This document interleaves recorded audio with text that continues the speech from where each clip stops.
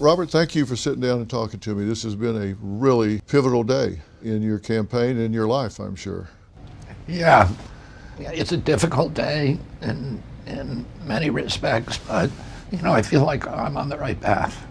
You had, I think, close to, if not over 1 million people on your live stream for your press conference, and for anybody that is under a rock, you have suspended your campaign. You haven't dropped out of the campaign, you've suspended your campaign.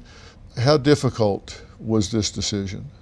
It was difficult. I mean, all of us, the people, kind of the inner circle who were involved in the decision, I think everybody in that circle went back, did 180-degree turns maybe 15 times in the last 2 weeks trying to figure out what we can do. But ultimately, it was clear to me that because of the media censorship, because I was not going to be allowed on a debating stage, that I didn't really have a path to victory. So my choice was, am I going to spend the next 77 days, rallying the troops and getting more money out of the donors without being able to offer them a path to victory? And I think that would have sucked my soul out.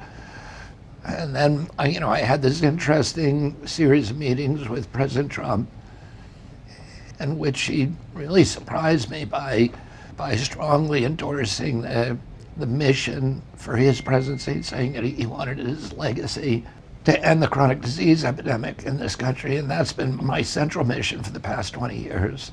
I know that you're deciding to run and conducting this campaign came at a very high price to you personally, family-wise, professionally. And now as we sit here, I have to ask you, if you knew then what you know now, would you have done this?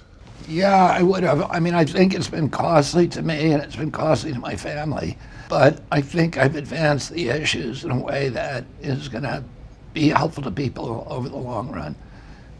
The major issues that I've been talking about, the censorship, the addiction to war, particularly the Ukraine war, and then most of all, the chronic disease epidemic. And I think, it gave me a platform to talk about those issues, and a lot more people are aware of them now, and a lot more people it's part of the national conversation, which it was not 16 months ago. Yeah, and I think people on the outside looking in don't realize what a sacrifice it is to make the decision you made. I mean, it's a 16-hour day is like a light day. It's like, well, why get dressed if you're only going to do 16 hours, right? And it's day after day after day.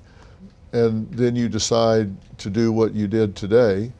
Why now? Was there a reason you did it today instead of 2 weeks ago or 2 weeks down the road? It was just a confluence of events. I actually would have rather done it a little later.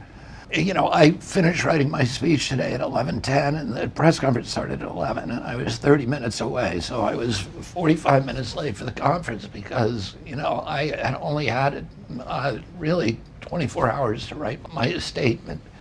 And so I would have preferred to do it under a more relaxed regimen, but Well, you work well under pressure, though. I work well. We have a team that works well under pressure, and President Trump's staff had a whole series of other needs, and we basically